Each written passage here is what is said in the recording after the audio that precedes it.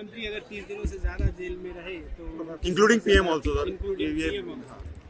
देखिए, ये जो 3 बिल लाए आज इंट्रोड्यूस होंगे, हमारी पार्टी का मानना ये है कि ये theory of separation of powers का, ड्यू प्रोसेस का, और जो जनता को ये इख्तियार है कि वो इलेक्टेड गवर्नमेंट्स को अकाउंटेबल बनाए, ये सब चीज़ें उसके ख़िलाफ़ जाता है।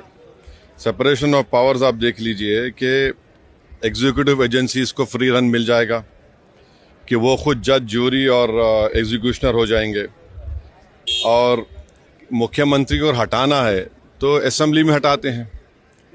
अब आप मेरे को ये बताइए कि BNSS में इतने ऐसे सेक्शंस हैं कि किसी को भी आप एक सेक्शन लगा दीजिए 5 साल के ऊपर का, तो लाजमी है वो 30 दिन के अंदर, या 30 अंदर BNS में ये है कि 90 डेज तक पुलिस कस्टडी ले सकती है। तो ये मेरे ख्याल से ये 1930 का गेस्टापो मूवमेंट हम भारत में देख रहे हैं कि जिस तरह वहाँ जर्मनी, उस वक्त के जर्मनी में गेस्टापो को बनाकर एक पुलिस स्टेट बना दिया गया। अब चीफ मिनिस्टर अकाउंटेबल नहीं होगा जनता को, बल्कि चीफ मिनिस्टर अकाउंटेबल होगा इन्वेस्टिगेटिंग एजेंसीज को।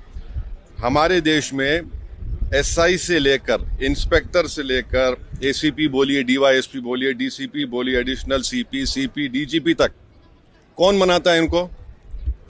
रूलिंग पार्टी बनाती है। IT के ऑफिसर कौन बनाता है? ED के, CBI को रूलिंग पार्टी बनाती है। आप बताइए फिर कहाँ इंडिपेंडेंस रहेगा इन लोगों का? आप कैबिनेट के 6-7 लोगों को केस लगाइए, 30 दिन डालिए अंदर जेल में, गवर्नमेंट गिर गई उनकी। तो ये असल मकसद वो है, ये अनकॉन्स्टिट्यूशनल। अच्छा, उस बिल में ये भी है कि प्राइम मिनिस्टर को कौन अरेस्ट करेगा? प्राइम मिनिस्टर को बताइए। और प्राइम मिनिस्टर, ये उसमें उस बिल में कह रहे हैं, प्राइम मिनिस्टर के बिल में कह रहे हैं कि प्रेसिडेंट करेगा। अरे भाई, संविधान में हमने लिख दिया कि the president will act on the aid and advice of the council of ministers. ये उसका कॉन्ट्रडिक्शन। दूसरा, गवर्नर को आप इख्तियार दे रहे हैं, गवर्नर आप अपॉइंट करते हैं।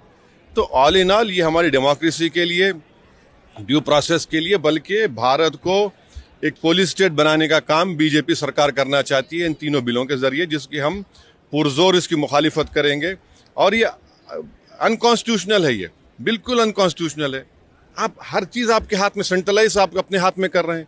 माने आप पिक एंड चूज करेंगे, और बीजेपी ये भूल रही है कि कब तक सत्ता में रहेंगे आप, कभी ना कभी तो निकलेंगे ना।